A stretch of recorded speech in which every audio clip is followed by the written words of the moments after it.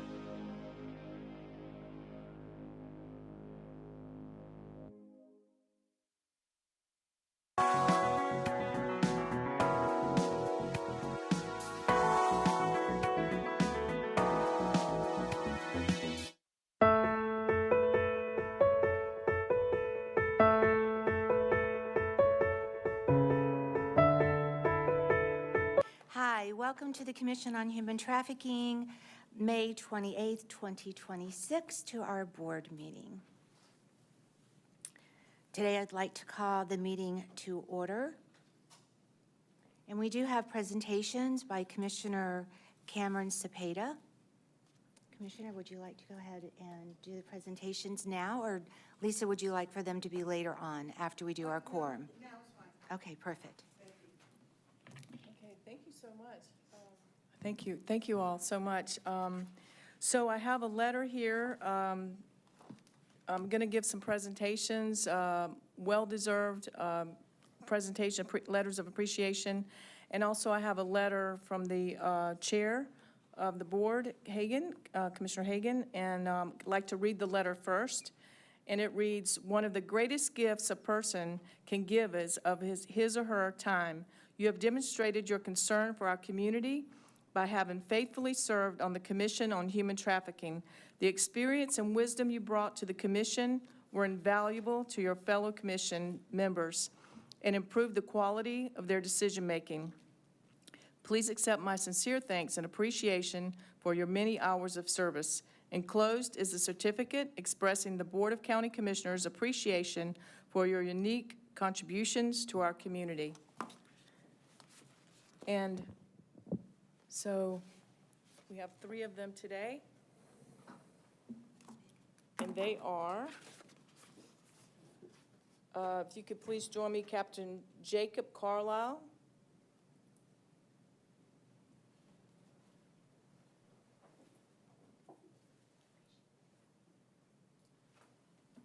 It says,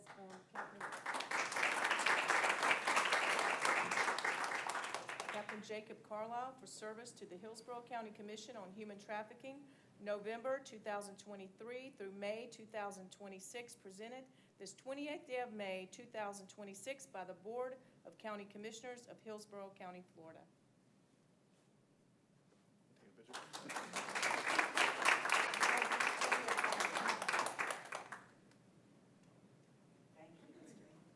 Congratulations. And next we have Chief Jessica Corvier.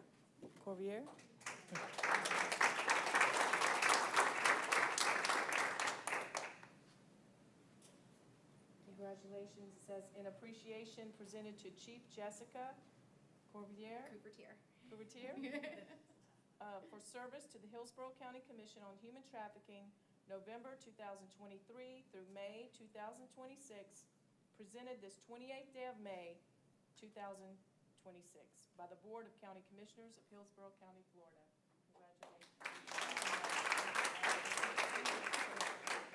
Congratulations.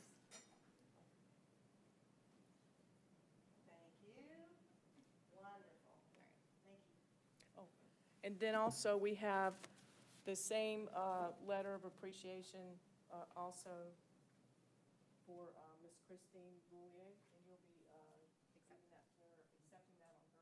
Absolutely. Thank you so much. And thank you all for all that you've done on our Commission on Human Trafficking. Such a blessing, and thank you all so much. God bless you. Thank you.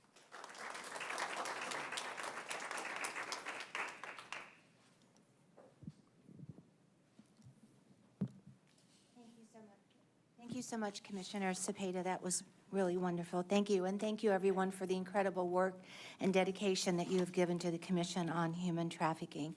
Lisa, we'd like to determine a quorum at this time, please. Thank you.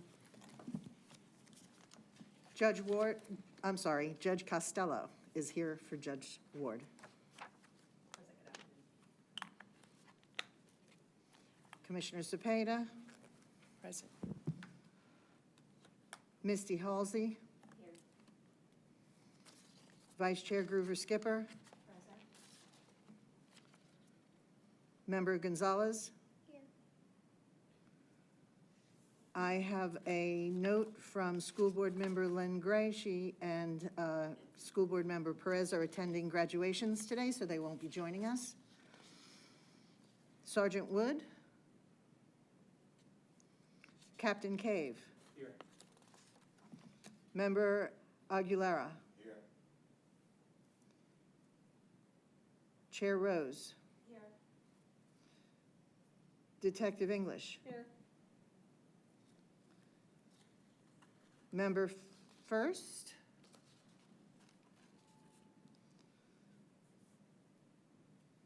Bureau Chief Mobley. Here. Member Petrolak. Here. Thank you. And for the State Attorney's Office, Stephanie Simon is joining us today for her first meeting. Thank you.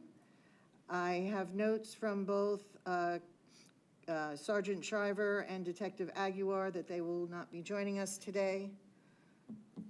Captain Carlisle was here but had to leave after he accepted his certificate. Member Williams. And Member Loki. Madam Chair, you have a quorum. Thank you.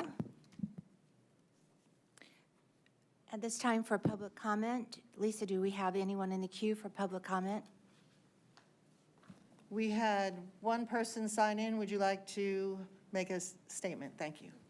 You have 3 minutes. I need to first read our public comment statement. Oh, yes, you do. Yes, please. Thank you. I just wanted to know first if we had anyone. I'm so sorry. So just stay right there for 1 second. Thank you so much. So the Commission on Human Trafficking has established a period at each of its regular meetings to allow citizens to speak.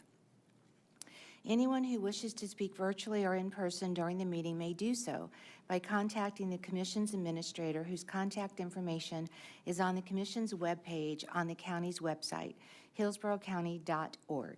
The deadline for the speakers to sign in is 30 minutes prior to the start of the meeting.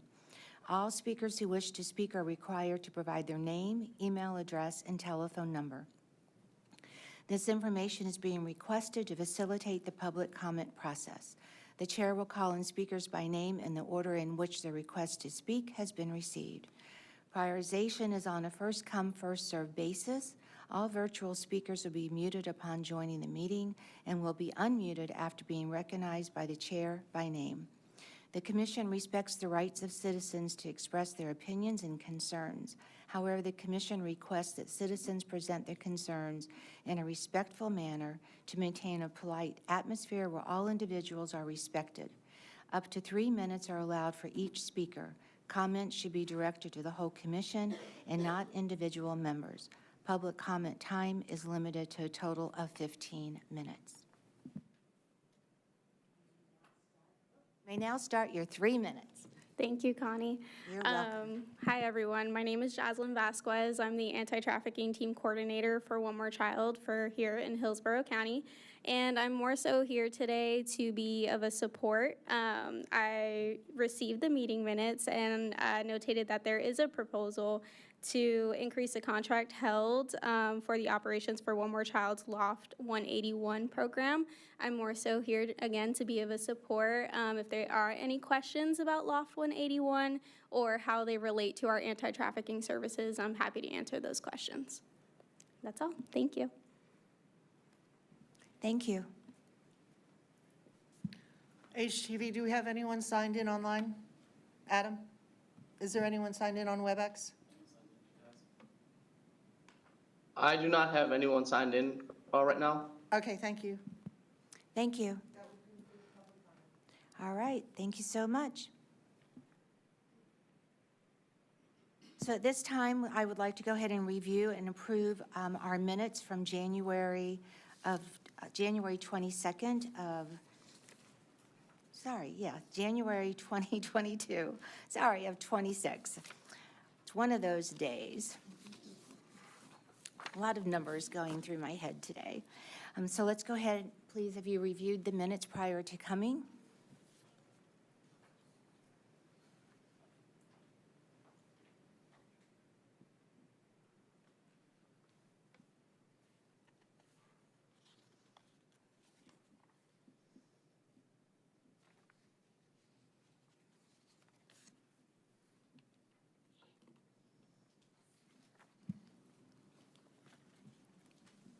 And in reviewing the minutes, is there any corrections to the minutes? No, I go ahead and make a motion to pass the minutes from January, whatever the date is, January 22nd. 22nd, 2026. 2026. Second. All approve? Aye. All oppose? Motion passed, minutes passed. Thank you very much. Thank you. And I'd like to note that the minutes from the March meeting, as noted on the agenda, will be submitted when the update to the strategic plan is completed.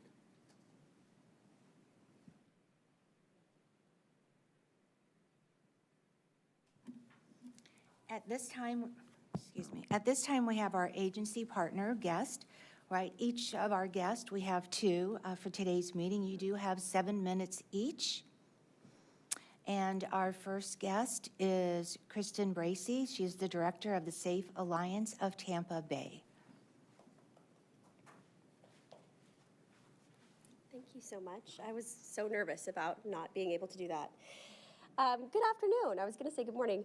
My name is Kristen. Hi, good to see you. I'm the director of the Safe Alliance in Tampa Bay, which is the strategic alliance to fight exploitation in Tampa Bay. We cover about 5 or 6 counties among our partnership members, but that spans across 16 counties, and some of our organizations are statewide. The Safe Alliance is not an organization. We're actually just an alliance of many organizations. So we were founded in 2020 through the National Christian Foundation, and we have the amazing Dottie Gruber-Skipper on our executive committee. She was the former chair. We also have amazing organizations like Victim to Survivors, Selah Freedom, One More Child, so many. Hi, how are you? Good to see you. Heart Dance, and so forth. So we have faith-based and non-faith-based organizations. We have local county, like the Pasco County Commission on Human Trafficking is a part of our alliance. We have some law enforcement entities that are a part of our alliance. We have businesses and individuals who are also on the Safe Alliance. And the idea is that we have so many, actually in Tampa Bay, we're very lucky to have such a robust anti-trafficking community. But we all do very important things, and oftentimes those can happen in silos. So the idea of the Safe Alliance is essentially we represent the movement, the anti-trafficking movement. So the Safe Alliance is essentially a convener. It's a mechanism by which we can all come together and collaborate, foster partnerships, build trust and rapport, and start to identify strategic plans as a movement so we can start to move as one to affect large-scale, macro-level systemic change in the fight against human trafficking across the Tampa Bay metro region. So the more the merrier. It is not a club or anything like that. We want as many people involved in the Safe Alliance as possible. It's essentially just a place for us all to come together and to speak the same language and to determine what are some things that we can do together that we couldn't do apart. So I have just a couple of slides for you. Again, we are an alliance of leaders. So there actually is no leadership hierarchy. It's just essentially all of us coming together. We are a collective of experts. We all have our different lanes that we fill. So we have housing, we have crisis mental health support, we have legal advocacy. I'm sure you all are very aware of Brent Woody, Justice Restoration Center, Advocates Against Human Trafficking. We have, all of the different entities you can think of. Plus, we have individuals who are not strictly anti-trafficking, but the services that they provide kind of cross over with anti-trafficking efforts. So we are essentially a collective of experts that bring different giftings, different skills, different experience, and different services to the table. And the idea, again, is just to have a space where we know one another, where we can build trust and rapport so that we can work together. So the things that a Safe Alliance prioritizes is learning. So we do 3 things every quarter. We convene as a body. So our Safe Alliance partners come together and meet in person. And this is where we have an opportunity to, of course, network, but also to work on some of our working group projects. We also talk about strategizing. We have a strategic plan, and we work very closely with the University of South Florida Trafficking and Persons Lab. So we utilize research to infuse knowledge into the movement to understand who everyone is, what are the areas of overlap and collaboration. How can we, if we have multiple people doing similar things, how can we combine forces to broaden our effectiveness? But then also, where are the gaping holes in the movement, and how can we come together and work together to fill those needs? But we also learn together. So once a quarter, we have virtual lunch and learns where we come together. We invite experts from outside the community to come in and just essentially teach us something new or give us ideas for innovation. Or also this year, we're kind of focusing on elevating nonprofit leadership and helping each one of our individual nonprofits to streamline and to have that additional support so they can do what they do well, so that all boats rise together. And then we also do mixers, which they have absolutely no purpose other than just so that we can know one another, build trust and rapport, be friends in this work together, so that naturally, organically builds partnerships. We convene, we collaborate, we learn together, and then we use tools like our strategic plan and also our asset map, which is the project I was telling you about that we work in partnership with the University of South Florida Trafficking and Persons Lab. To understand the immediate needs. Our strategic plan is that kind of upstream view of the mechanisms that create an environment for trafficking to exist. And so how are we being proactive and kind of stemming the flow of trafficking? And then also, how are we meeting the immediate needs? And from that, we form working groups that enable us to actually put those things into action. So recently, we had 15 different anti-trafficking organizations and partner agencies come together to put on the 2026 Elevating Leadership Conference, which was a 2-day event for survivor leaders from not just locally and statewide, but from around the nation. It was the first one in the state of Florida that we know of, and then also we invited Rebecca Bender in. She's a national survivor leader, and she said it was one of the first ones since COVID. So there was a huge need for it, and that's the power of collaboration. We were able to make that happen together as a body. We're also working on building capacity for behavioral health and medical providers that are trauma-informed to work specifically with human trafficking victims. We have like the amazing Misty is in that working group, and Dottie and so forth. So we find ways to collaborate, we create projects, and then we seek funding to see those projects through. This is just an upcoming calendar of events. Anyone who would like, we would love for the Hillsborough County Commission on Human Trafficking to be represented at the SAFE Alliance, because we know how amazing you are and how effective you are in your community. So we would love to partner with the Hillsborough County Commission on Human Trafficking, and that is it for me. Thank you so much for your time, and I would welcome any questions. Thank you. You did brilliant. You have 52 seconds left before questions. Bravo. Bravo. Awesome. Any questions? I just have, comments and full transparency. I am on the executive board for SAFE, volunteer, never have received a dime of payment serving on the board, and also helping it, initially to get up off the ground. And the work that SAFE is doing is absolutely phenomenal, and I would love to see this body partner with SAFE in an official way, not necessarily financially, but just to be a partner and support the great work that they're doing. They truly are collaborative and bringing the county, several counties together to work on the same issue. And it would be wonderful to have Hillsborough Commission represented in some of the work that SAFE is doing. And Kristen leads it brilliantly. Oh, so thank you. Thank you so much. Awesome. Thank you all. Thank you. Well, I do want to come back here for a second. I was going to make a quick comment. I want to comment about the survivors retreat, the leadership retreat. It was phenomenal. We can always do things, differently and whatever, but it was phenomenal to bring together a group of survivors from all over the country. And it was I've been to a lot of different survivor retreats, and what made this so different and so unique is that it was very much geared towards leadership in the capacity of your voice. how to use your voice in such a way. Do you want to use your voice to be a speaker? Do you want to use your voice so that you can participate in meetings like this? Do you really want to create an LLC or an S Corp? Or maybe you really can't do that because you're still working through the process of expungement. So then this is the way that you can go out and you can speak, you can receive funds this particular way. So it was really great because it was one of the first retreats that I had been to that really addressed some of the barriers that there are survivors out there that are still coming up against, that are moving forward with their voice, but they're still experiencing those barriers, and there were some ways and tools for them to be able to overcome them. So thank you, bravo. It was excellent. Thank you. Thank you so much, Connie. That's You're a welcome. high honor coming from you. And I think the best thing was that it's just a great jumping off point. It's just a great start, and we're hoping that things spring from that someone can take the ball and run with it, and we can then support that effort. So thank you very, very much. You're welcome. You're welcome. Thank you.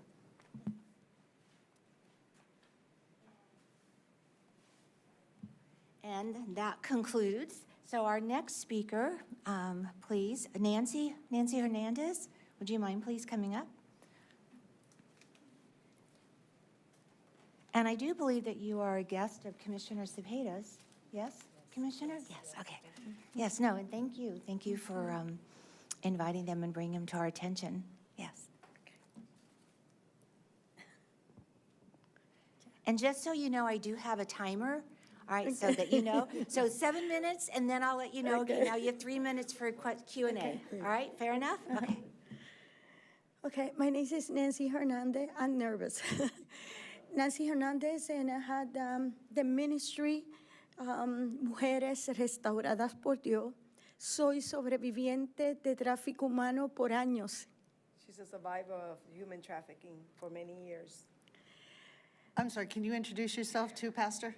I'm Pastor Jadera Garcia. Thank you. I'm trying to translate for Nancy. So, voy a hablar, speaking in Spanish y translate. Soy sobreviviente en el 2007. She was been a survivor since 2007. And cuando estuve afuera de ese lugar donde tuve muchos años. Many years, and once I was out of that situation where I was at. Prostitución. Prostitution. Introduciendo droga dentro de mi cuerpo. Introducing drugs inside my body. Para ir a muchos lugares. To go to many places. Pero aquí estoy. But I'm here. Estuve muchos años. I was many years. No tengo todo el tiempo para contarlo. I don't have a lot of time to explain. Pero en el 2007 But in 2007, fui liberada. I was delivered.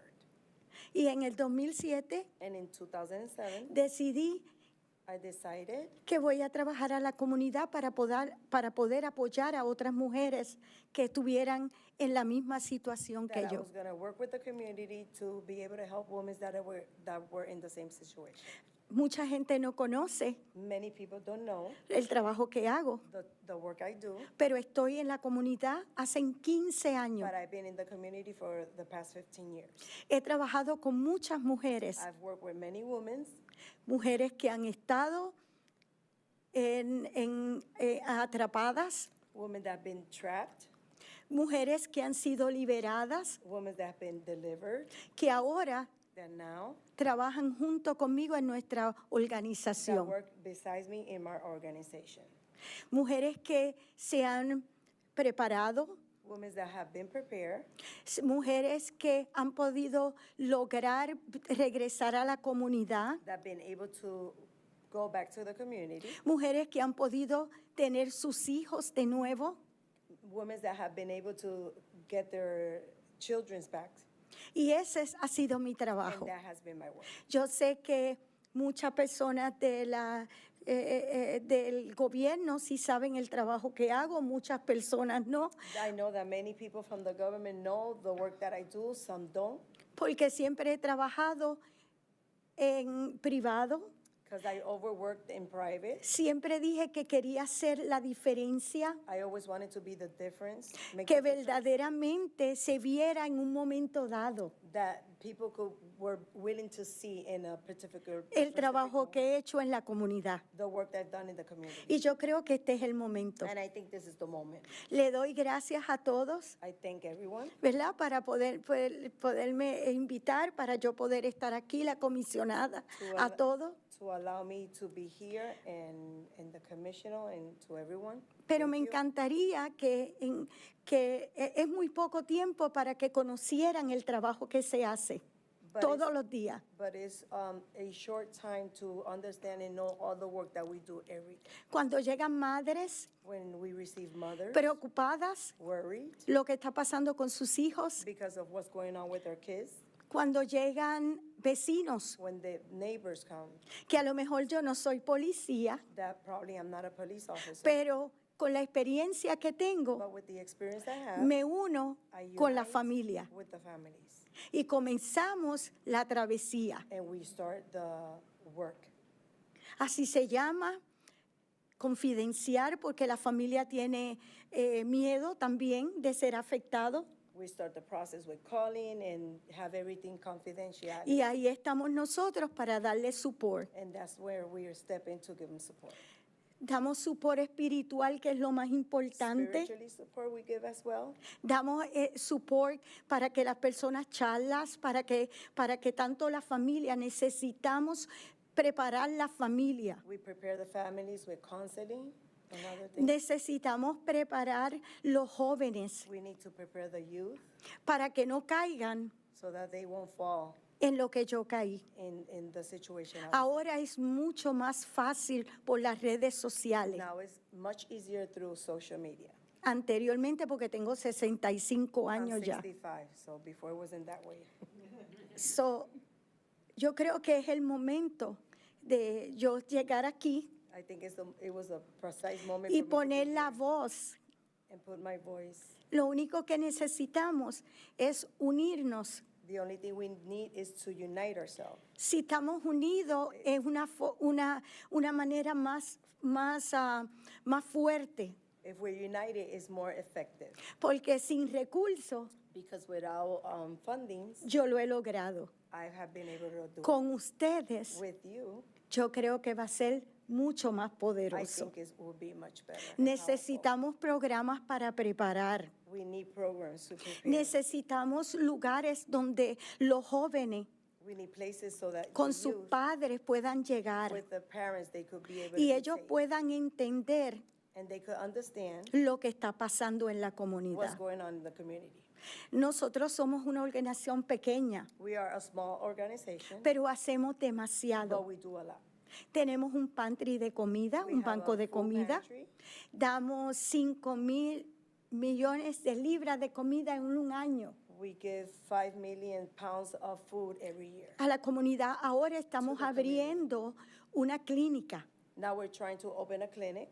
Necesitamos que todas esas mujeres que están afuera, We need all those women that are outside que han sido rescatadas, that have been captured. como yo, que perdimos los dientes, like me, perdimos that I todo. lost my teeth. Vamos a tener dentistas We're gonna have a dentist que place vamos a estar trabajando con eso bien fuerte en la comunidad That we're gonna para be poder working. levantar esas mujeres We're going to be working with the women of the community y hombres también. and men as well. Ayudamos con comida, ayudamos con seguros médicos, We help with health insurances, with food, ayudamos con el pago de renta, con todo with lo que payments of podamos. rent, or whatever we can. Ya lo hemos hecho por todos estos We años, have done this for many years. pero yo necesito la colaboración de esta ciudad más fuerte. But Por- I will need the cooperation of this city stronger. And I'm sorry, your time is up. Okay. I'm so sorry. Thank you. So you have 3 minutes for questions, Q&A, so maybe we can address some of it in the 3 minutes. So, yes. Questions? Yes, thank you so much, Miss Nancy, and I'll tell you all, she's been, even though all the things she's listed, she's actually being very humble for all the things she's actually done. She has gone out and helped rescue many children. She does so many things behind the scenes that most people have no idea what she's done to rescue, like I said, many children and adults, things you've probably seen on TV, but you didn't know like where, how it all came about and started, but she's absolutely amazing what she's doing. And then the services that she provides, thank you so much, Miss Nancy, because everything you're doing is life-changing. Not only one life, but that one life, then it turns around and affects many other lives. Like you said, families are restored, lives are changed forever, generations and generations to come because of, you know, the rescue efforts and the lives being changed. And I thank you so much for that. And just, you all really don't know how much she really is that. And I don't know how much she wants to say, so I will just leave it at that there right now about those other things. So, but thank you so much, Miss Nancy, for being such a blessing, and your organization. Thank you. Thank you. So, I just have a question. Thank you for all that you've done. I've heard about your organization, and it's just wonderful to meet you in person. I think you do quite a bit of work with Chief Burkaw, Tampa Yes. Police Department. I thought so, yeah. Thank you for that. I wanted to know if you're affiliated with the USF Bright Network Project, getting on their platform? Correct. You are? Okay, perfect, because I thought you need to Yes. be if you're not, so I'm glad that you are. So thank you so much for all the work that you do. Thank you. Madam- Thank you very, very much for the work that you do. I'm afraid this probably is not magnifying my voice. Thank you very, very much. I'm wondering how you fund yourself. Where do you get your support for your services? Como tú coges tus fondos y tú para el servicio. Mis fondos son personas que llegan, compañías y personas que llegan Companies and people that come, dan las donaciones. they give donations. No tenemos grants. We don't usually do grants or have the ability of lots of grants. so we've also given accommodation to her organization from the Hillsborough County Board of County Commissioners, and also she's working towards getting some things from that area as well, right? So, yeah, thank you. Ella le está explicando los fondos que Okay. te dieron y lo que Okay. trabajan. Yes. Okay. Primero que todo, muchísimas gracias por compartir tu historia con nosotros, porque eso sí fue muy impactante para mí, de eso sí, muchísimas gracias. Quería preguntar a usted si están ubicados en la ciudad de Tampa solamente, o si están también dando servicios a otras personas que están todavía en el condado o afuera del condado. Sí. Déjame. Hold on.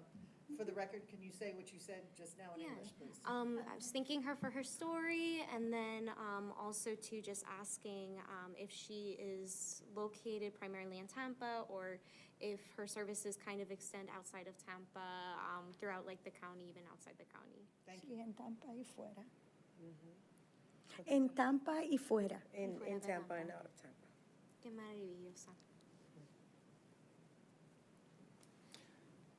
And if I can note that both Safe Alliance and Mujeres has submitted PowerPoint presentations, and I can distribute those to members.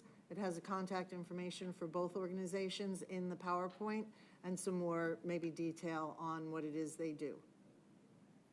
Thank you. Thank you so much. And Gracias. Thank you. Thank Yes, you. absolutely. Thank you.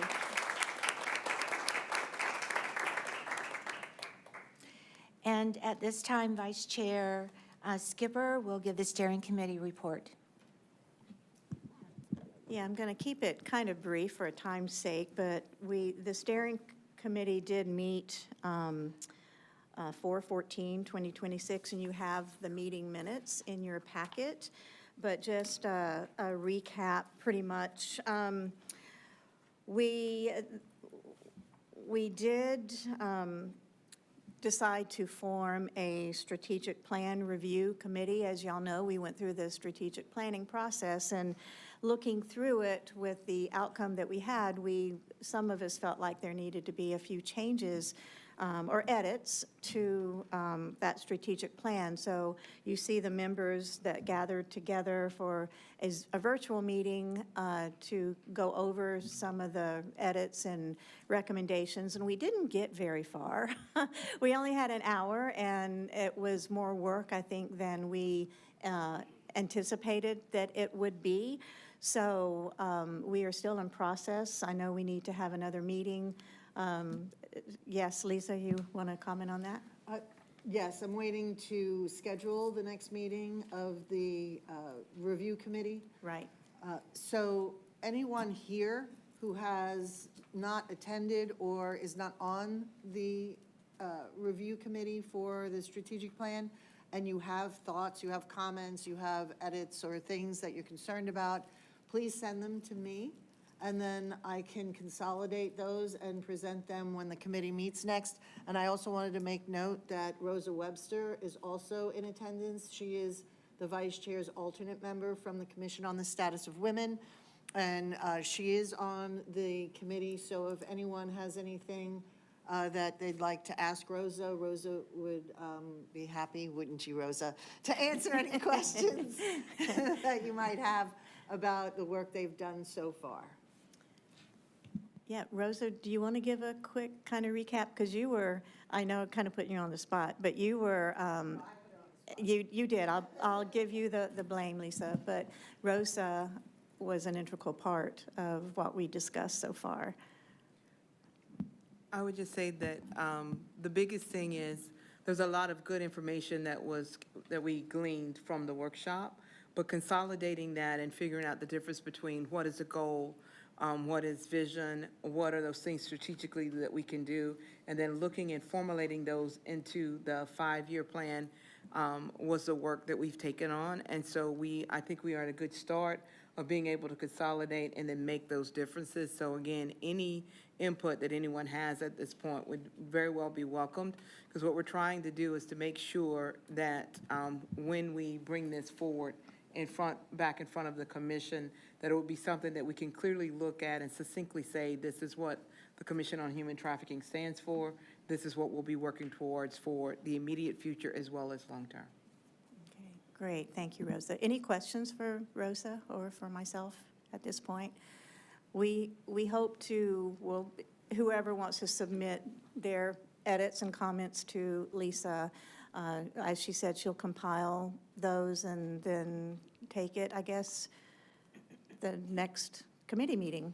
Correct. Yes. And as soon as I get a date set for the meeting, I do also want to say for the record that although we have 2 members here from the Commission on the Status of Women, only Vice Chair Skipper will be voting. Rosa Webster will not be voting, just so that is cleared up for the record. And yes, the comment should come to me to avoid any sunshine violations where members are speaking to one another off the record. The meetings of the review committee are all virtual, so there is no voting at any of those meetings. It is purely discussion, it is purely workshop. At workshops, there is no voting on issues. So they're just compiling the different ideas, and then that will be presented to the full steering committee. And then once the full steering committee endorses the update to the strategic plan, it'll be presented to this body for approval and acceptance. Okay. All right, just kind of going over the highlights. That was probably one of the, well, I don't know, there's a lot. There's a lot, but I don't want to go over all of it because you have it right before you. We did talk about the allocation and planning of residual funds at the steering committee, and as you can see in your notes, we did agree to give, I just lost my place. I'm going back up to procurement updates, right before the allocation, that Survivor Ventures was announced as the awardee of the emergency housing voucher program, so that was a big thing that came out of the steering committee meeting. And then allocation, I don't know how much we need to go into all of this because it's right here in front of everyone. So Lisa, yes. Yes, I would want you to discuss or review the two proposals that the steering committee heard at their last meeting for allocation of some of the budget funding, and that is the Loft 181 One More Child project that we heard about during public comment. We have both Geraldine St. Jean Charles and Deb McGinty here from Management and Budget. Geraldine is the project manager for the Loft 181 project that is already receiving funding. Rob Parkinson could not be here today, so Deb McGinty is here for Rob in case you have any questions. It will require a vote of this body to approve the $25,000 contract expansion that Hillsborough County already has with One More Child for that project. If anyone has any questions, I'm sure they would be, Geraldine will be happy to answer them, as well as Jaslyn from One More Child is here. Okay, well, let's go on and let's start with One More Child then. It's on, the pages aren't numbered, but it's after the budget. I'll number the pages next time, Madam Chair. That'd be helpful, I think. So you can see the One More Child's Loft 181 program provides an exclusive clothing boutique-like experience for teenage girls ages 13 to 18 with a special focus on supporting human trafficking survivors and those at risk of human trafficking in the foster care system. It is an amazing, I saw Loft 181 several years ago when it was first starting, and I know it has expanded so much since then, and apparently the shopping experience is so elevated now. So, Jazz, do we have time for her to give a little background of what the experience might look like? Well, I would prefer that you hear from staff. That is generally the protocol, that staff gives a report and then support from the funder comes after. Okay. Geraldine? Hi, everyone. My name is Geraldine. Like you read, it is a clothing boutique, but from my understanding, it's more than just a clothing boutique. The youth walks into the boutique and they're given a mindset that they're not supposed to wear their struggles, and they're, exploring a journey of being able to identify clothing, experience their first bra, and graduating to a different set of clothing that they're not familiar with. So the whole point of the program is to provide a clothing to the youth so they could have some type of normalcy compared to other youth that aren't experiencing what they're experiencing in the foster care system. And I also wanted to highlight some statistics. So as you can see, in 2025, Loft 181 served 462 girls, and they're on track to serve approximately 600 girls in 2026. And as of March 2026, they have served 304 girls, and they distributed 613 bags of items, provided 10,966 items of clothing, hygiene products, and household items. And they've also been 7 youth were also confirmed to being trafficked as of March. In conclusion, the additional funding will allow them to replicate similar outputs and outcomes when their current funding is expanded.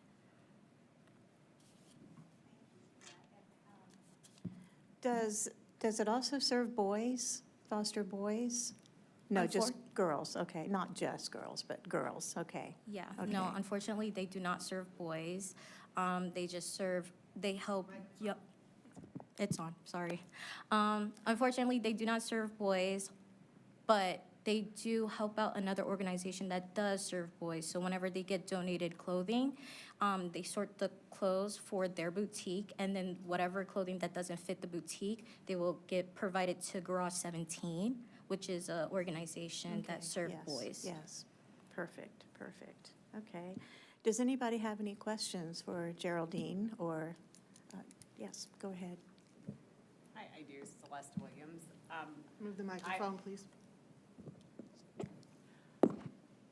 So we're very familiar with Loft 181 as a provider. I know even prior to me working there, when we had the Safe Home, we utilized Loft 181.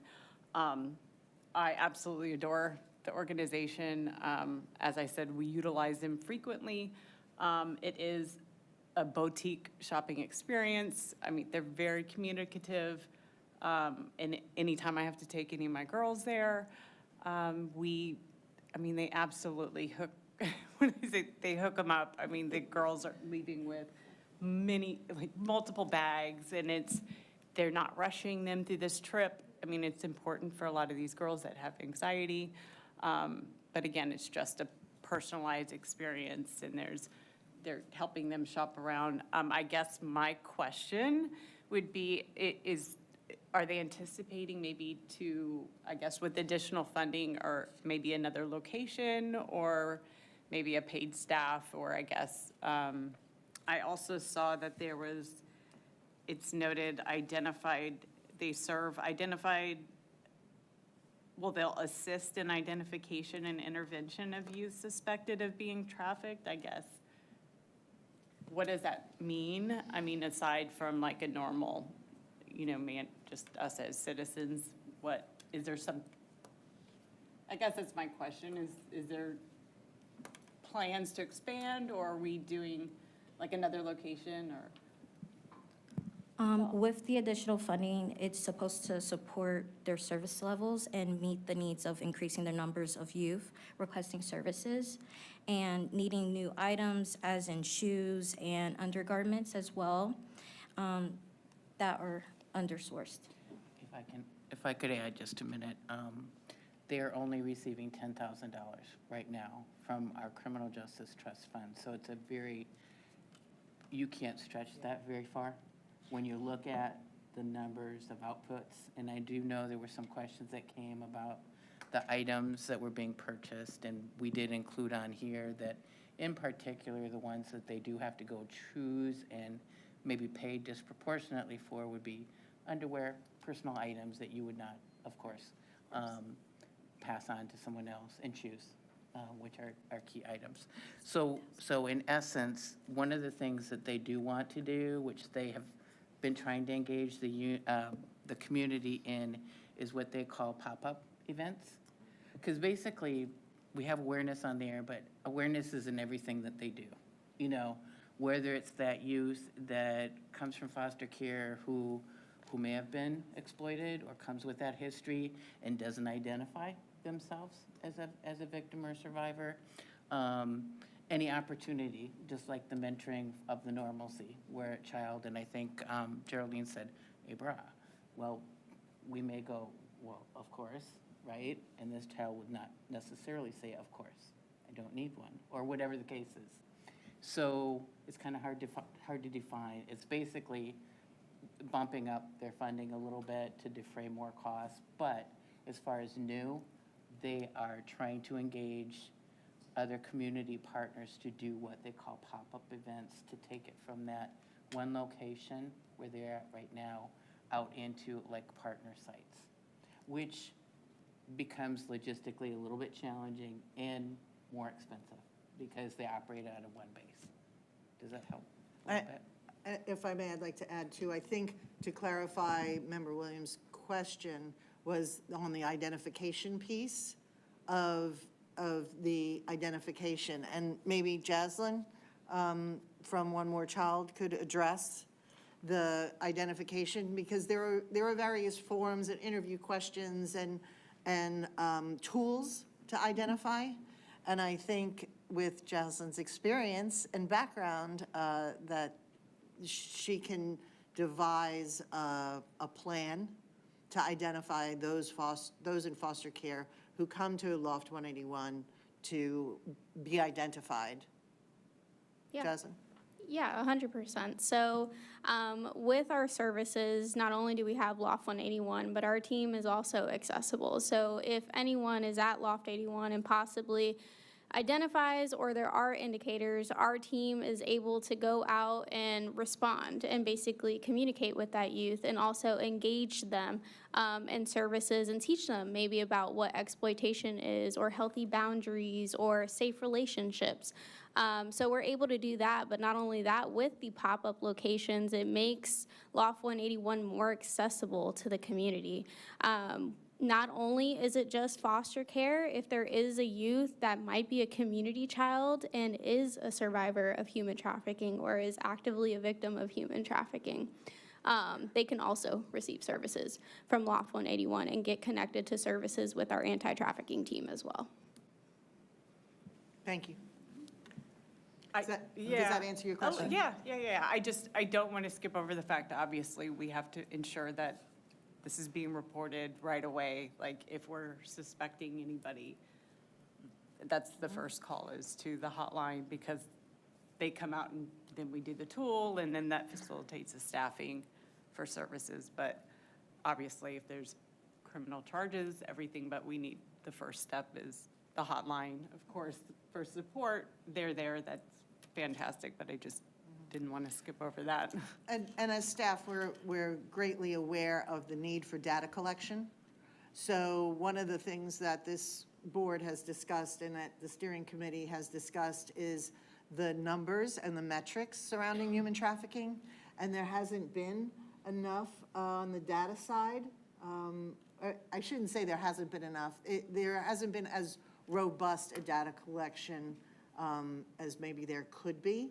So the numbers seem to not justify the means on it sometimes, but we're working towards that. And that's part of what USF and Bright and the TIP program are doing, is trying to, put data sets together so that when we ask or go for funding or talk about the issue, that we have the numbers to back up what we're asking for.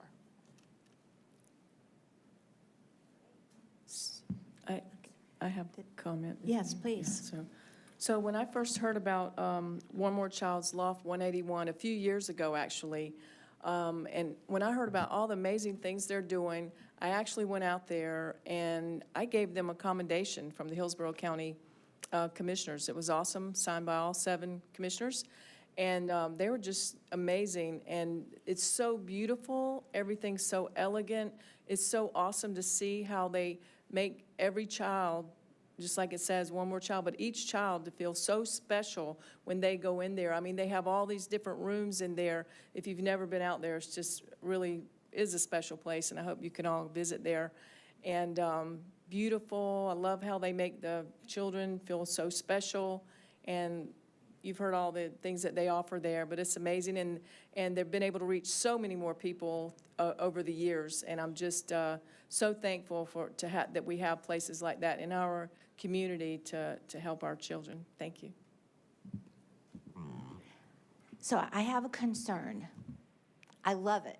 I absolutely love it. I love everything about it. My concern is that we're talking very heavily about foster care, about our foster care youth, which we know they're very highly at risk. We know a lot of our kids are being trafficked. Of course, that's where it's at. However, my concern is, are we going to be funding foster care, or are we the Commission on Human Trafficking? So is there a way that we can do this? Because we want the data collection, right? And that's what we're talking about with Bright, and also we can do it with One More Child and anyone else that, comes through and we fund or work with or whatever, or partner with. Is there a way that we can focus it more on our youth that are really at risk or are being identified, and then really have that data collection? I'm not sure I understand My the question. So I can address the foster care piece. Mm-hmm. So it had been discussed at the steering committee that part of what the mission is to keep individuals from becoming adults who are then trafficked. And the foster care system, bless all the people out there who are foster parents and who work in the foster system, because it is some of the most difficult work you can ever do as a parent. But those children are more at risk. The reasons why they ended up in foster care to start with might have been because of trafficking. There are a multitude of reasons: neglect, abuse, you name it, abandonment, and those are all concerns. So we're not funding separately. We have the Commission on Human Trafficking is separately funding a program for foster children, and Heather Cazzola is here. She's the project manager for the Children's Network Hillsborough County. She is staff from the Children's Services Division of Hillsborough County. So this is in support of the children who are in the system and are at risk. So we're not funding the foster care system per se. The other is that I believe, and Jaslyn and maybe Geraldine can speak to this, or maybe it was already mentioned, is that the program is open to community kids as well. So, and Ms. Williams works with community kids who are not necessarily in the foster program. So it is serving all of the children who are at risk, not just foster children, if that addresses your question. In anticipation of your question.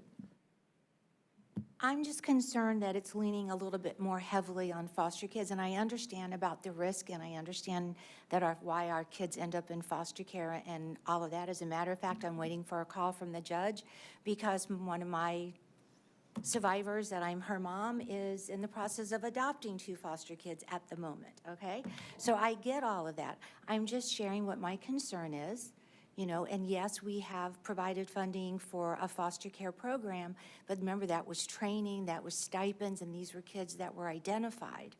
Okay, so I'm just expressing my concern that there aren't other programs out there that are very heavily on the foster care side that are thinking, oh, one more child, we know exactly what you do, and your programs are absolutely phenomenal. And this is a phenomenal program.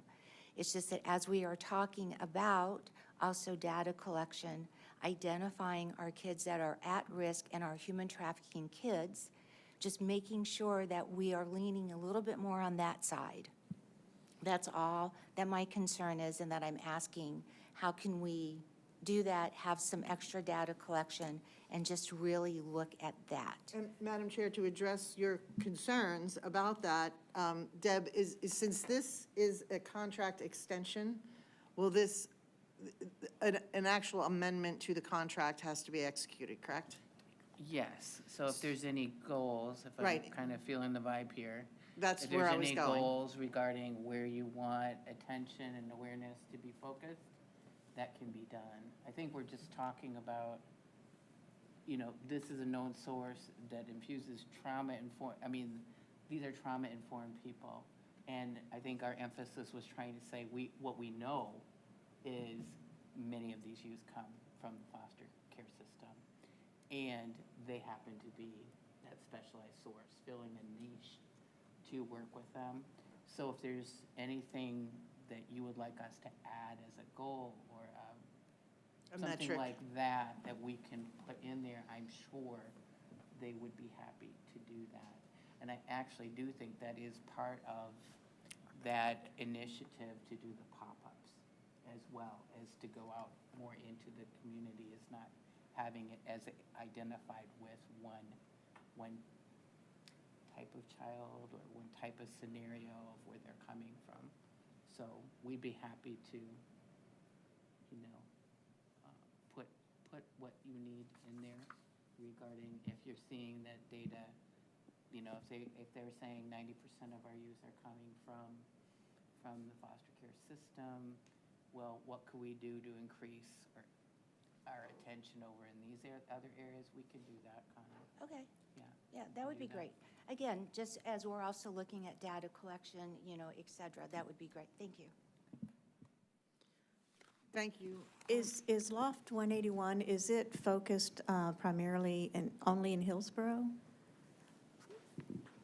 Because that would be part of the data. Yes, please. Geraldine? Oh, that'd be part of if collecting the data. Yes. If there's more than one county involved, how would we hone it down to Hillsborough County for our It's purposes? in Hillsborough County. It's located in Del Mabry Am I? Yeah. Northdale Mabry, yes. Okay, okay. Just, because I know y'all are amazing, Jazz. Y'all are all over the state, all over the nation. So honing it down to Hillsborough, did that help? And I think that would be one aspect that we'd want in the goals. Okay. Any other questions for either Geraldine or, I guess, starting there? And I guess we had talked about in your. Before you move on, Madam Chair, Yes. Vice Chair, you need to take a vote to support the $25,000 contract extension. I was just getting there. Okay, I was afraid you were going to the next No. proposal. I wanted to turn to the budget page so everybody could see the amount, the $25,000 that we had determined would possibly go to Loft 181. So if you turn to that budget sheet, you can see highlighted in yellow the Loft 181 pending approval by our vote, $25,000 for the expansion of Loft 181 through One More Child. So I guess with that, if anybody would like to make a motion to approve the $25,000 expansion to One More Child, please make a motion. I motion. Oh, I second the motion. Okay, we have a first and we have a second, so motion passes, and great, we will dedicate. Commissioner Cepeda as well, so that was Oh, okay. Okay, and, we need to take the vote from everyone. So everyone in agreement, state aye. Aye. Any nays? All right, so the motion passes. Fantastic. So congratulations, One More Child, Jazz. We look forward to hearing all the great reports back. So thank you. All right, the next item would be the, let me find my page here. On the page after the One More Child, Loft 181 project, would be Sail of Freedom, the SOAP project, Hillsborough County Outreach and Engagement Initiative. Would it be appropriate, since Misty is sitting on this board, that she kind of give an overview of what was discussed in the steering committee? Yes, and by virtue of her doing that, by virtue of her being employed by Sail of Freedom. Mr. Recuse. She has filed a Form 8B in accordance with the Hillsborough County Ethics rules regulating boards, councils, and commissions, and is following the state statute of ethics by filing that form. She will need to recuse herself from the vote as she is employed with Sail of Freedom, and therefore you could make a statement, Misty. She's over there. I was looking over here. She's over there. Misty can talk about the project. She did submit the synopsis that is in your packets, along with the breakdown of funding and how that funding would be utilized. I know the spreadsheet is really small. Yes, it is. But I need my readers. that's how I got it to fit on the page. So, all right, so Misty, you want to give an overview? Oh, the attorney is advising me that prior to taking the vote, you need to state on the record yourself why you are recusing yourself and not voting. Even though I already said that, you have to say it. Hi, Lisa. Thank you. So yes, I will be recusing myself from voting on this topic, as I am employed by Sail of Freedom, and we are the one that put together the project details and have kind of been heading it up with another survivor-led organization. So for those reasons and to avoid any conflict, I will be recusing myself from voting. Thank you. Give a little synopsis of what the program Please. is. Yeah, so we started in Pinellas County doing some direct hotel outreach. We completed that last month. We were able to reach 23 hotels and motels known for having complaints around human trafficking. During those events, we passed out tote bags to survivors or potential guests at the hotel that were willing to engage with us. In addition, part of the SOAP project is when we go out, we give the hotel front desk staff a missing children's poster and ask them if they identify any of the missing children, explain their vulnerabilities, and also which agency has requested any tips or info on that potential missing juvenile. We also give them indicator cards for the front hotel staff and for housekeeping. They're in English and in Spanish. The hotels are offered training that would be delivered by the SOAP project. In addition to that, there's a nice letter for the hotel owner about our purpose for being out there. In addition to that, depending on the hotel brands and what they will accept, we do give them free soap that has the National Human Trafficking Hotline number on it. So it is a way of doing some really direct, outreach that isn't just reliant on human trafficking operations. I can share one of the successes that we had from doing the one in Pinellas is that one of the hotels that we had a previous complaint and an arrest that had happened by Hillsborough County Sheriff's Office. We were out there and a young woman came up and approached us. She looked very fearful. She was crying, looking around, stated she did want help. We did share resources that were available for immediate instant, housing that was available to her to help her get out of the situation. That tip was then elevated and turned into Tampa Police Department as well for what we had seen out in the field, as well as giving her the materials and things that she needed. This project, so there is a little bit of confusion, I apologize, between what you guys have in print and what we've also grown into. So in print, when we were talking about this, we planned 4 outreach dates for Hillsborough County to happen in the month of June.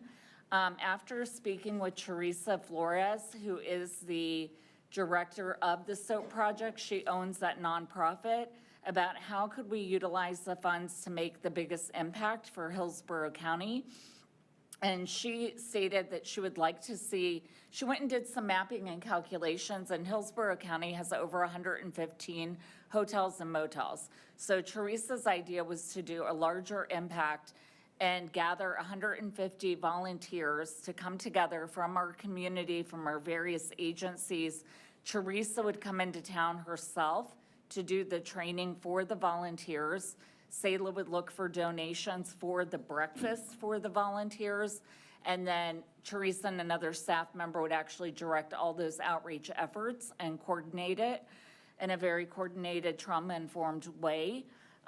So our goal is we are still going to do the smaller outreach in Hillsborough County for the month of June, but for the larger outreach to have the largest impact, that would be scheduled sometime in August when Teresa and her staff member could come. But we could purchase some materials ahead of time and start already having those worked on. So that was the budget that was come up with from Teresa and from our staff based on the previous outreach that we've done. That was a lot. Sorry. Yeah, because that has changed a little bit since we talked to the steering committee, but I like it, I like it a lot. So anybody have any questions for Misty regarding this outreach? And I don't want to put our new member on the spot, but since he represents the Hotel Motel Lodging Association, just kind of be interested to hear your thoughts on such an outreach, your perspective.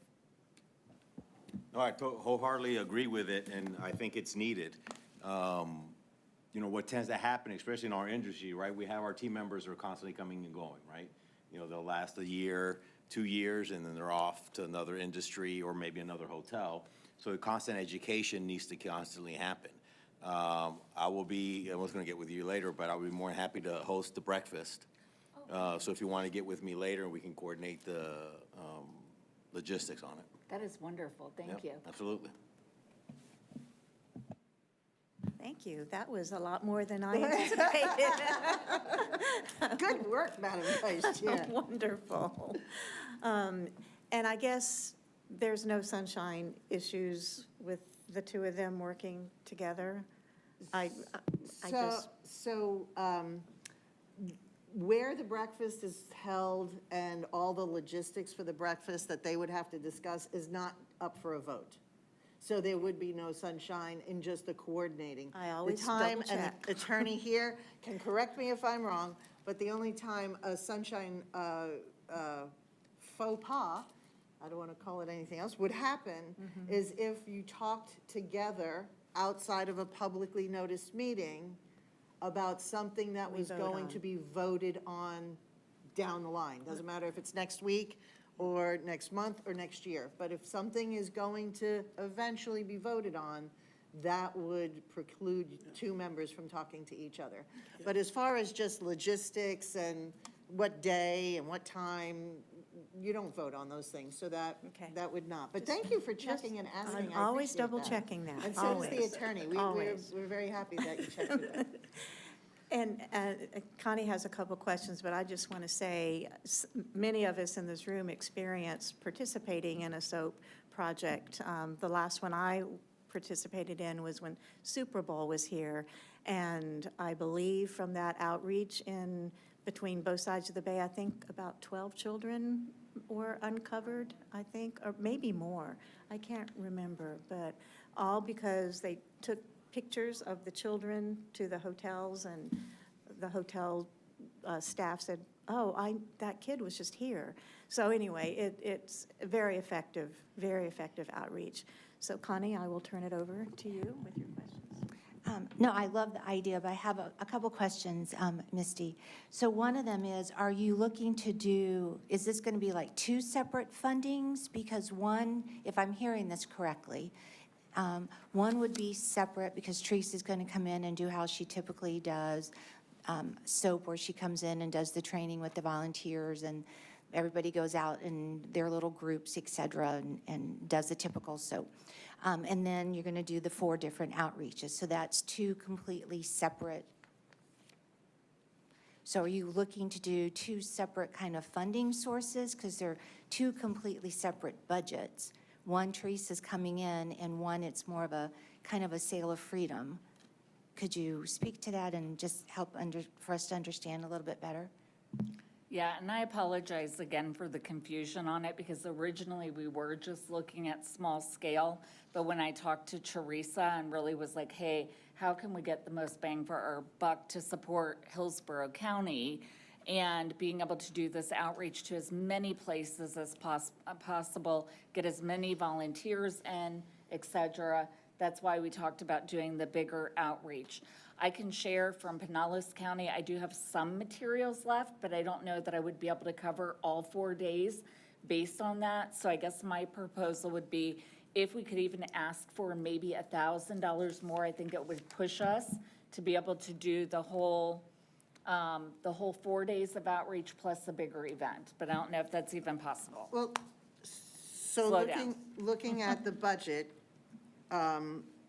if all of the funds that have been allocated are spent, which I'm looking at Heather, because we have the $100,500 contract with Children's Network of Hillsborough County. Last contract, that I don't believe they spent all of the allocated funding. I'm not sure if they're going to spend all of the allocated funding. So if they don't, that would mean you have even more than the $20,092 that is remaining in your budget that is uncommitted, unspent, unpaid. So you, and again, we didn't talk about this prior to, but at the steering committee, and I'm sorry he's not here today, but Detective Aguiar had discussed doing this one project and then, looking at the successes that came out of the one project and then replicating it and doing it again. So I think, not speaking for Tampa Police Department, but it was my understanding that what he was looking to do was the $14,000 now for the first 4 dates in June, and then replicating that with another 14 for a bigger project later on. So I don't know if he was expecting August to be so soon, but that was during the steering committee meeting, and Shayla's shaking her head, I think that's kind of where the discussion went, that we do the first one, see how successful it is, and then we do it again. So to me, it wouldn't be just another $1,000 for additional materials. It would be another 14 and change, which is in your packet as part of the project description for the second wave. So, may I? I understood Detective Aguilera sharing 10,000 to be shared. It was a range from 10 to 15. Right, and then he was offered the opportunity to come out on any of the Pinellas County outreach dates that we did. We have run 3 other separate dates successfully and have the tracking to go along with that and what had happened in the reports. So it's just kind of my position there. So sorry, Lisa, my one other concern would be Teresa's schedule is very hard to get booked and to actually bring her here and organize an event of this size, not to mention all the materials. I can share with you, on the last outreach, we received some of the soap late. My evenings have been spent labeling 2,000 bars of soap myself, because they did not get here by the time we had all of our volunteers. So I would rather start it a little bit earlier, especially when we're talking about thousands and thousands of soaps that we have to label, and having some time to build up to that event. So I also want to mention in the budget document that you have in your packets, that you have $20,000 for training, $5,000 for a community event, and $5,000 for a town hall. I could remind you that this is the end of May. Hillsborough County funds, with some exception, need to be spent by August. I don't have a date from management and budget. Maybe Deb could.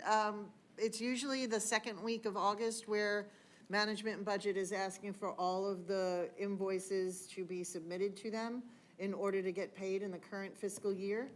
And like I said, there are some exceptions to that. So I'm not sure that this $10,000 for the 2 community events is going to happen. Just my gut feeling. Lisa, if I But I have a could question. interject Well, I for have a just proposal. minute. The actual funding is available until September 30th, 2026. But I think what you're talking about is there's an administrative action that happens where we Yes. have to say what can be spent within 2026 and what has to be spent within 2027 that pertains to an activity in 2026. Without it getting to, it's still, that money is available, like the respective departments safeguard that money. Correct. But this commission has had experience with making payments for 2027, and it was very difficult to have that funding carried over for us to spend the money in 2027. And that's what happened with the housing vouchers, which is why it has taken so long to get that project done. However, couldn't they, if they're planning an August event, if the invoices came in, because the invoices getting the things that she needs are going to have to be purchased in June and July to be prepared for the August event. Right. As long as it was paid for in advance, this money could be earmarked for it, and it still would be in the confines of both the budget as well as what we've already agreed upon. Correct. I was talking about the community event in the town hall, the $10,000 allocated for those 2 events, because we haven't even began identifying locations, the target audience, doing any kind of coordination, and that takes time. So if a community event in a town hall were to take place, right, you're looking at a month, June, July. Would we be able to encumber that money without actually holding the event before the end of August or That is extremely difficult for me to September do. 30? If we start spending the money as That is extremely difficult for me to do. Well, may I share my proposal, and maybe we might be able to figure something out? Love it. Okay. So I hear what you're saying, Misty. So here's my thought. What if we do the 4 events, Sail of Freedom, the June events, right? Bring the soap project in August. I think Teresa's available somewhere like the third weekend of August or something like that, because I know she's got some other things going on. I only know that because I'm going to see her this weekend for the World Cup, okay? And then we do the soap project in August, make it a really big community event, and that covers our community event. This way you have the money that you need to do for Sail of Freedom, and the awesome, everything that you guys are doing is great, right? And then we can do this community event along with Sail of Freedom, along with the soap project. We do our community event. You also get to do the soap project. Teresa comes in and does it the way that soap really does it, and we are able to do both. And then maybe, because we have to spend money to buy soap, wipes, materials, she has to get her flights, we have secure a room, et cetera, is there then a way that we could start procuring those funds? That's what you said. I correct me if I'm wrong, Misty, but I think that is what she said, is that they would do the June project and those 4 dates, and then do the exact same thing again in August. And what I'm saying is that since it's $14,000 for 4 dates in June, then I'm thinking it's $14,000 for the addition, no? No, because August is very different than June. August is the soap project where Teresa comes in. I thought the June was also the soap project. Can I? Please. Give me the floor for 1 second, please. So the project that we're doing in June is to cover 40 hotels. 40 hotels, yes. In total, over 4 days. So you imagine 10 hotels a day that we're going to be outreaching to and delivering soap to. For the June or the August event, we are covering 115 hotels, plus any 24-hour restaurants that are in the area as well, handing off missing children's posters. Plus, we are engaging 150 volunteers, having Teresa come here, do the actual training for the volunteers, and then, and additionally with a staff member that she will have. So there's a lot more going on during when Teresa's here. Okay, so the proposal was for $14,874.95 from what I can see here. And there are other things that we could talk about after this vote happens, because it says cost and tax, and nonprofits and governments don't pay tax, so whatever the tax amount is there would come out, so it might be less than the 14,800 and change. My question, and there are a variety of ways that the board can do this. So the board can approve the $14,874.95, or you can approve an up to not to exceed number, right? So you can approve $18,000 not to exceed, so that Misty can go back, Hillsborough County, whoever is going to, be the representative on this project, I have a feeling it's going to be me if I can't get somebody else to help. And they've been so generous with their time, both management and budget and children's services, to negotiate the exact dollars, the budget, where it's going to be spent, how it's going to be spent, when it's going to be allocated. So that way, we have a number, say not to exceed $18,000, and we can work within that constraint. And I think that would, be good towards working through all of the funding you have allocated, or I'm sorry, not allocated already, that $20,000 that's remaining. We're still under that number, And you would still have the funding to do the training and the community town hall, all of that left intact.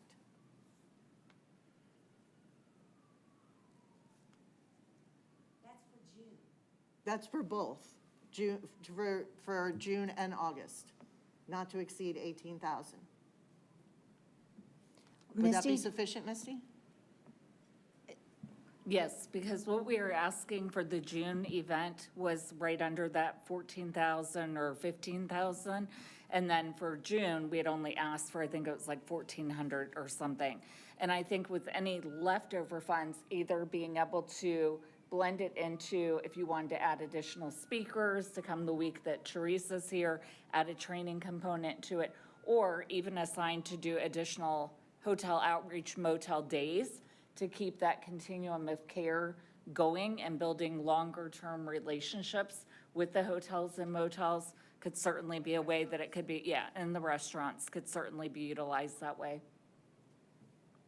Or we could do 2 days instead of 1 day when Teresa's here. Because she will do 1 or 2 days when she's here. So is 18,000, up to 18,000 enough for both initiatives? Yes.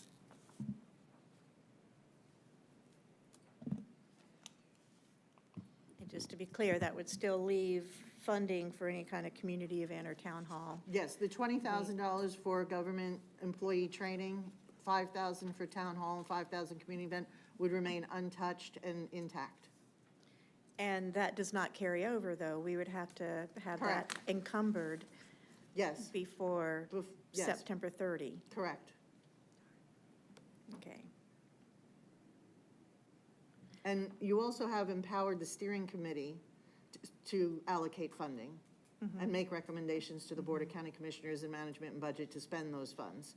So, you know, this project is up for a vote today by the full board, but you don't meet again until July. Thank you, Detective English. So that's why I would like to get this funding approved today. And then we can at take the it to the steering steering committee committee. meeting, you can talk about the other funding. Which would basically, it would be 30,000, right? Correct. Okay. Okay. Is everybody clear? Thank you for the discussion. I think it did clarify some things in my mind as well. So Connie, do you have any other thoughts? Anybody else have any questions or comments or thoughts before we move to a vote? Okay. Would anyone like to entertain a motion? Thank you. Second. Thank you.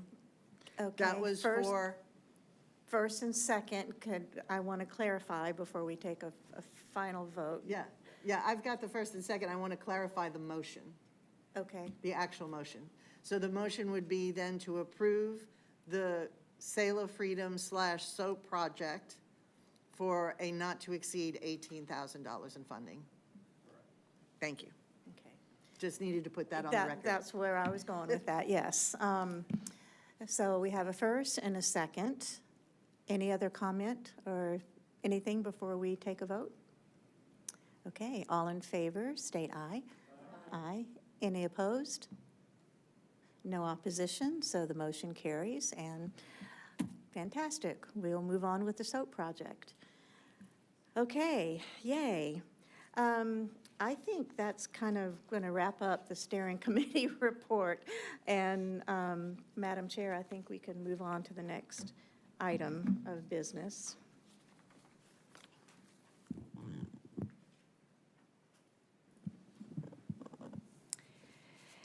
And that is strategic planning update by the subcommittee, and that is in process. So the strategic plan, we have been working on it, as you have heard earlier. There is a committee, and until that has been finalized and ready for approval, then we will bring it back for the board at large to review and to approve. So at this time, it is the staff report. Thank you. Madam Chair and Madam Vice Chair, appreciate it, and I appreciate all the members bearing with us as we have the budget challenges and discussions that we did, so that's greatly appreciated. Staff really likes when all of the members have really looked into and make the sausage, as they say. So thank you for that. I do want to add that the anti-human trafficking campaign is moving forward. The FKQ folks have stood up the social media page on Facebook. It's Don't Buy It Tampa Bay. So if you're on Facebook, please go in and follow that page. You cannot, as I understand it, tag Don't Buy It Tampa Bay, and so it won't show up. We're working through some things. You actually have to be an administrator to post to the page. In transparency, I am an administrator, as is the chair and the vice chair. And if the leadership changes, the administration changes, then the administration of the page will, migrate to those individuals. The page is hosted by FKQ, so it's not a Hillsborough County page, it is FKQ's page. So when you look at the address of where it is located, it says Clearwater, Florida, because that is where FKQ is located, but I'm talking to them about, can we take off the address? Because we might not want to have an address of a human trafficking campaign on the page. So that is an update for FKQ. They are working on the page for Instagram as well. So that covers their piece of it. I would like to announce that just this morning, hot off the presses, I received the resolution signed by Mayor Jane Castor and the chair of Tampa City Council, Alan Clendenin, for the maintenance agreement for the public awareness installation. So the mural will be moving forward, and we thank the city of Tampa for taking on any expense that is not anticipated, but maybe in the future. So the city has stepped up to do that. Thank you to Mayor Jane and to the Tampa City Council. And Lisa, the muralist, Aaliyah Tinsley, said that she most likely can start on the mural in September. Is that correct? That is the plan. Of course, the weather always has a say in that. Right, yeah. So we're waiting to have confirmed that this is going to be a very light hurricane season, knock wood, that we have the all clear to move forward in September. There will be a press conference. The Florida Department of Transportation has been stellar in getting this done. Roger Roscoe in particular, and Secretary of District 7, Justin Hall. They've been just phenomenal in moving this forward and getting this done. And as is true fashion for the Hillsborough County Commission on Human Trafficking, this is the first project in the state to carry a mural that is in coordination with the Florida Department of Transportation.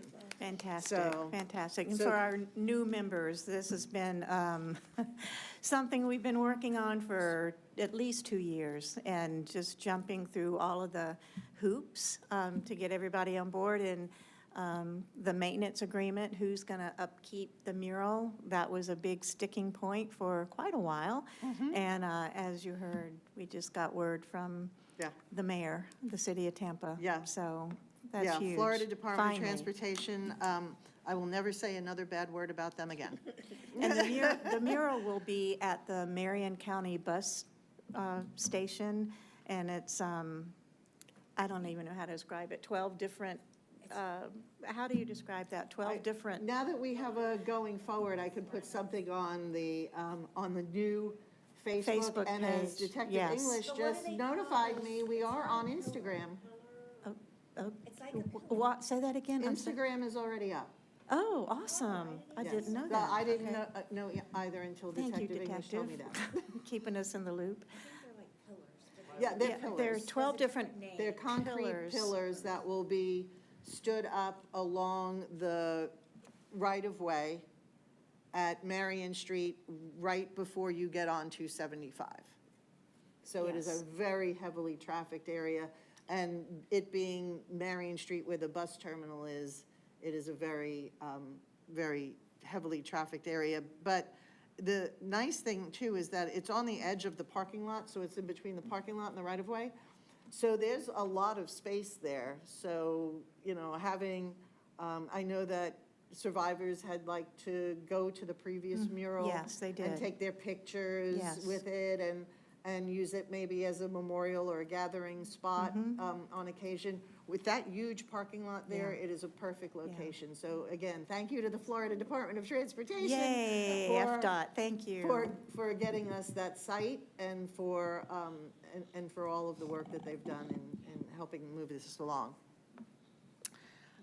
So I would also like to say, as you saw this morning, it seems like this morning, as you saw with Commissioner Cameron Cepeda giving the commendations, we have a change in membership. So as I mentioned during roll call, we have a new member of the State Attorney's Office, and she is stepping into the primary role. Stephanie, thank you so much for being here and participating. State Attorney's Office is hugely important to stopping human trafficking, as those attorneys and judges and public defenders here know. We also will have a Captain Malave coming in from Temple Terrace, since Captain Carlisle is cycling off. I'm waiting for alternates to be named, or an alternate to be named from the State Attorney's Office. We already have one from Temple Terrace Police Department. She has, Lauren Kelly, Detective Kelly, has attended meetings in the past. There is an upcoming event that I will be participating in, I will attend. It is the Truckers Against Human Trafficking. They are having a Youth on Transportation Coalition build. The registration, as far as I know, is closed now. They have reached capacity, but I can report back on what was discussed at that meeting. So I'm excited about that. I'd ask Heather Cazzola if she has any updates on the contract with Children's Network. Absolutely, thank you. Good afternoon, everybody. So we, just as a reminder, we, in February is when the agreement started. So it's about 8 months that they have to spend the $100,500 for focusing on training. So this is for our foster parents, staff that are in group homes, and then community at large. So they're doing additional training, similar to some of the training that they did last year, but expanding on that. The youth stipend, which is for community and for youth in foster care who have been identified as victims. And then also they are expanding their advertising and their marketing to also target recruitment of new foster parents for youth who have been identified as victims of human trafficking. So we are in the process. They have, we had our first invoice from them for the first 3 months. So we're at about a little bit over about $13,000 that they have spent so far.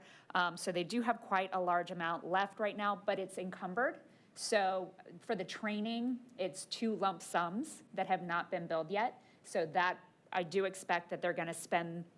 They have $40,000 set aside for the training, so I do expect that that will be spent in the contract year. We do also have the advertising and marketing. That is going to be 3 separate payments of $7,600. They've spent one of those, so I think that they'll go ahead and they will meet that amount too. Our youth stipend, they are in, that's the one area that can be, do we get all 20, I think they have $21,600 for youth stipends. So, but we've made it very accessible and more flexible than we had it last year so that they can meet those needs of those youth that they're serving. So for that, for the youth stipend so far, they've served 17 youth. So that's 17 individual youth, and 9 of those youth are community youth. So they're doing pretty good at that balance between community youth and youth that are in our foster care system. When using those. So, and I want to thank, of course, their partners and working with Redefining Refuge, who's helping make sure that those stipends are getting out to the kids that are being served. And I think we've talked about it before. Those stipends are things that can't be funded in other funding sources. So that really does give these youth a chance to identify something that they see as a goal or they see as a need, and then work towards that with some of their behavior and support plans that they're putting in place to be able to keep that youth feeling like they have some normality and some support from the different service providers that they're working with. Thank you, Heather. Yep. Does anybody have any questions about the Children's Network? No? Okay. I also want to share that Rob Parkinson had extended the invitation to me to attend the Florida Department of Law Enforcement statewide meeting on human trafficking.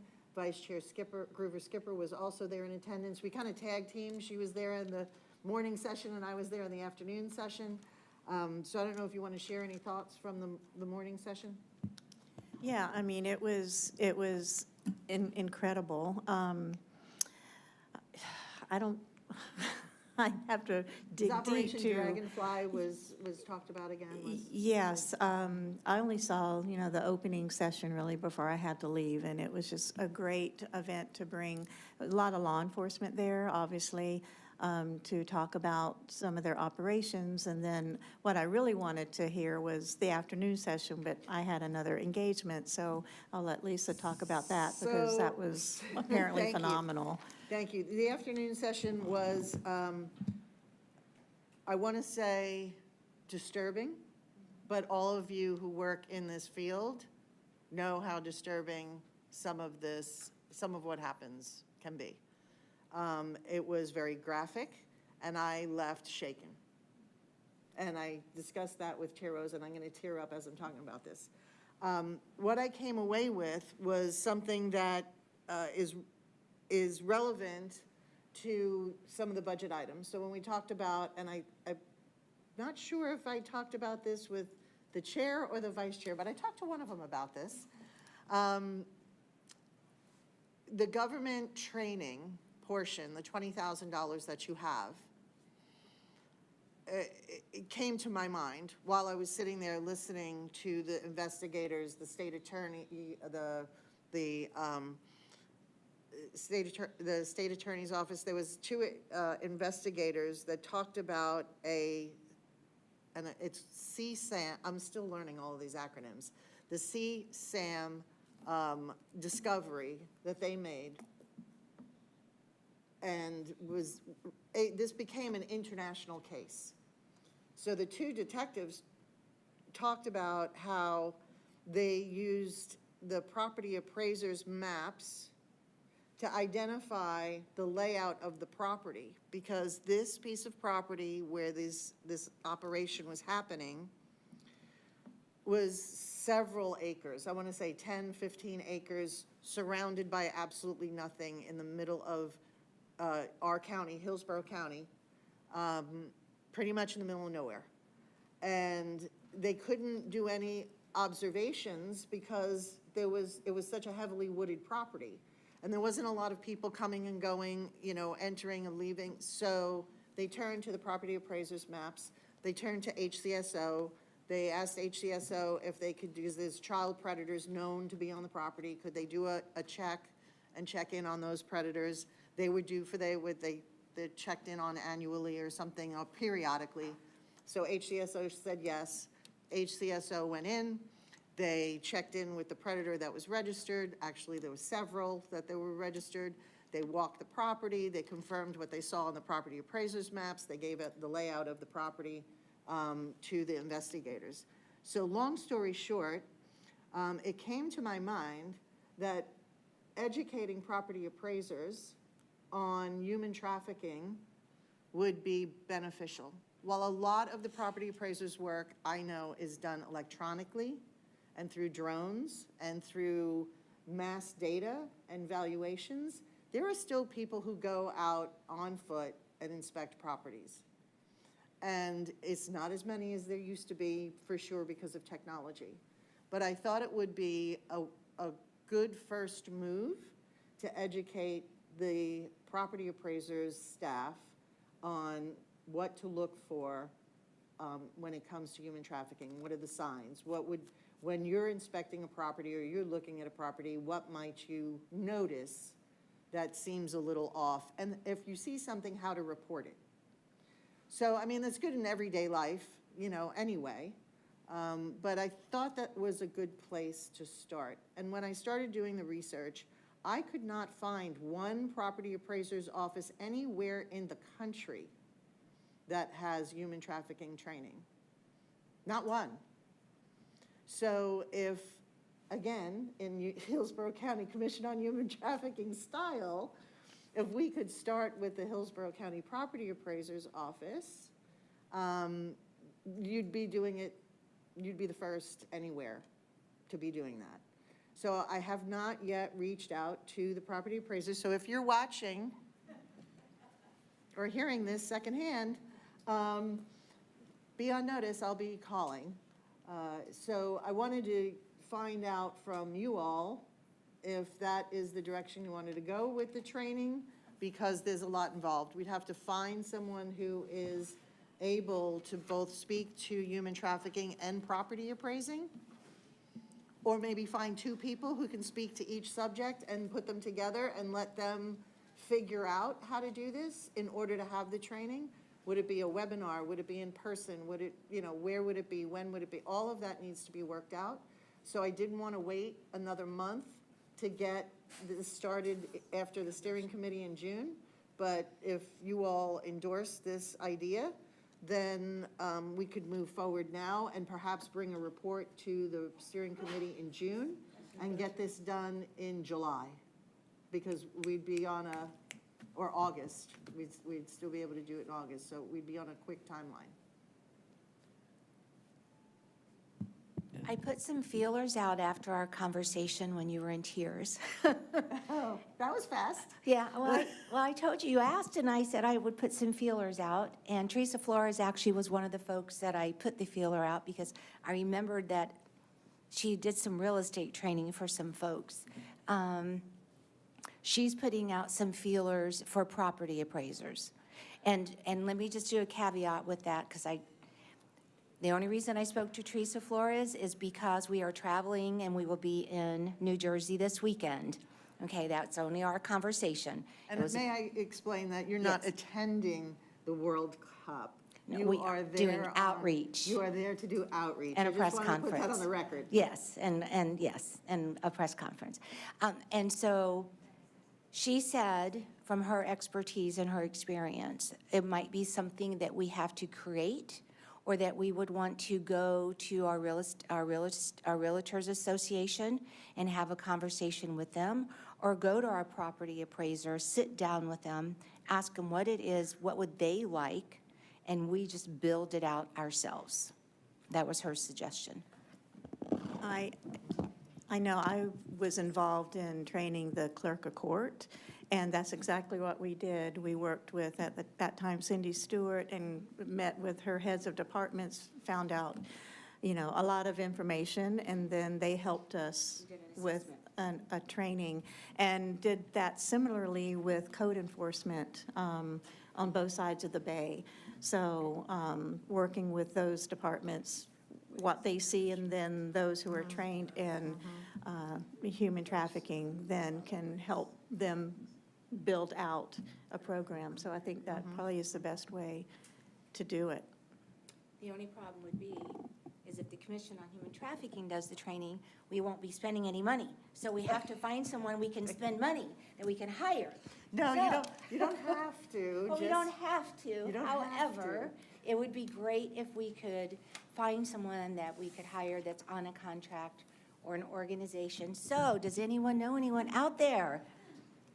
Misty, do we know anyone, any other organization that does real estate training or anything close that?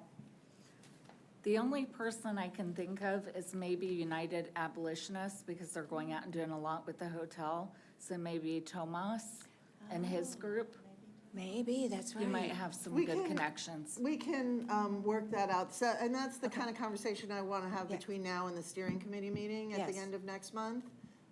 So we can work that all out. But I wanted, before I put a lot of resources into the effort, I wanted to make sure that it is the direction you wanted to go. I'll just say quickly, just that, thank you so much, Ms. Monteleone. I think that's amazing, really great idea. And also, I can't speak for the current property appraiser, but knowing his heart for people, I think he'll be very happy to do this. Yes, thank you. I also think it's extremely innovative, and in a side conversation or parallel conversation, we have talked about eventually being able to host some kind of national conference here. To do so, I think that we'd have to merit that kind of attention, and something that's innovative like this, amongst other programs, I think would allow us to be able to, pardon me, provide that platform. So I think it's a really good, sharp idea.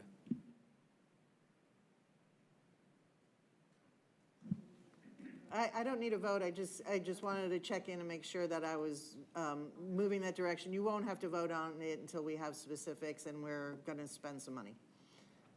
we have to identify a training protocol first. But okay, thank you. I will take that direction and run with it. So some of you will be getting phone calls from me.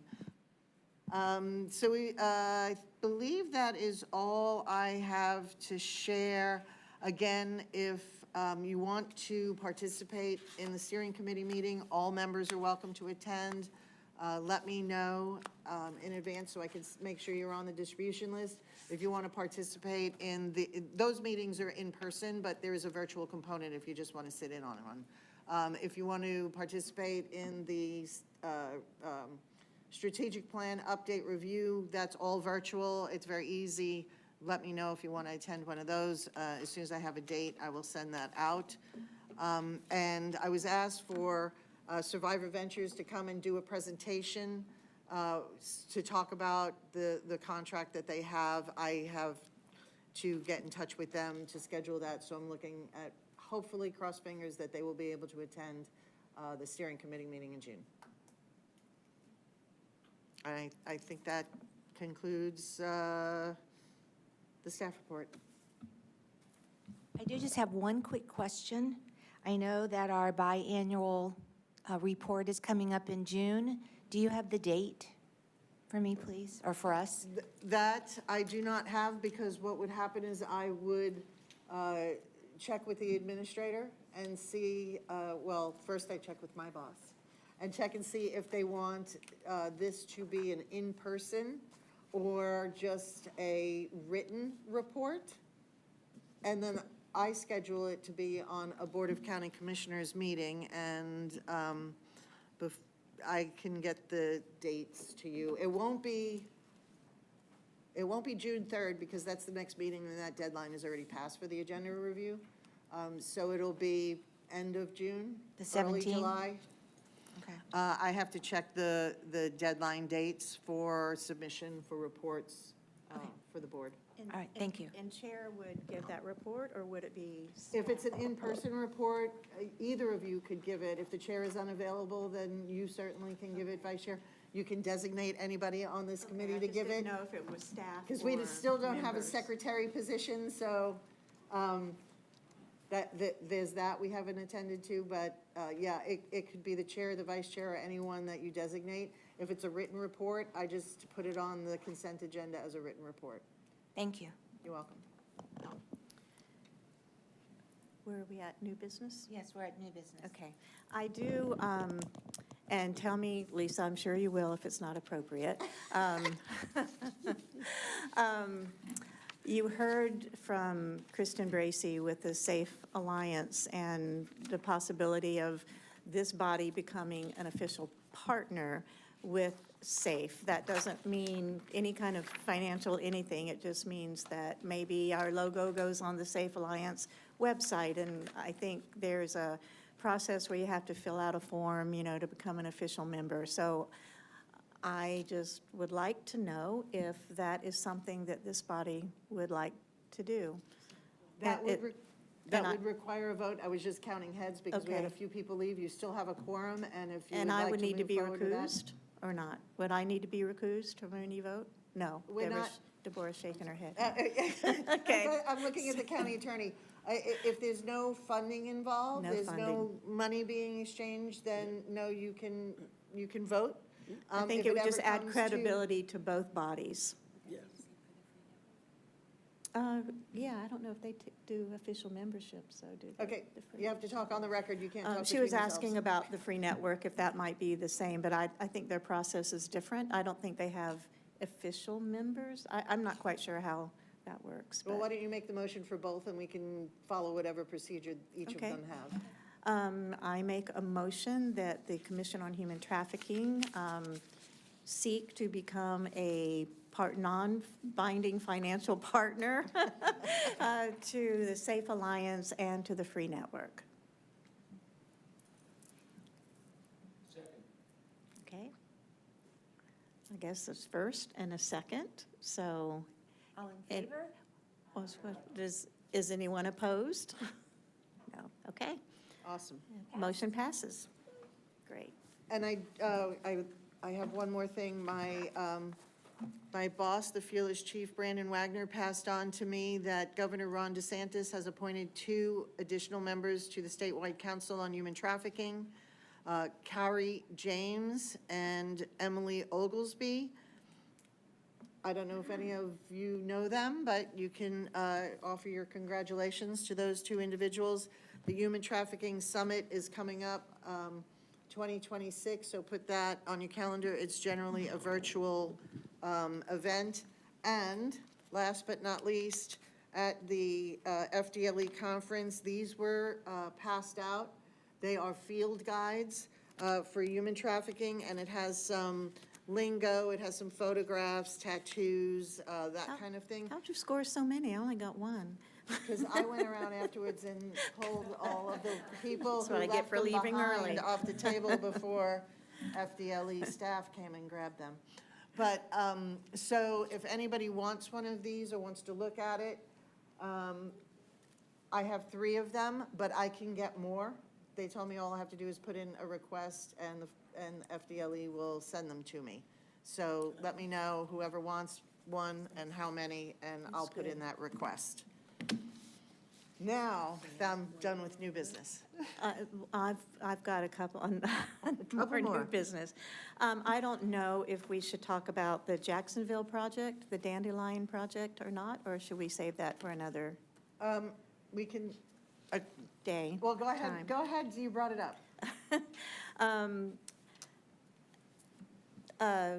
A dear survivor leader who lives in Jacksonville was working with the Jacksonville Jaguars. And I'm not sure the extent of all that they're doing, but I know that there was signage and all education for the football team.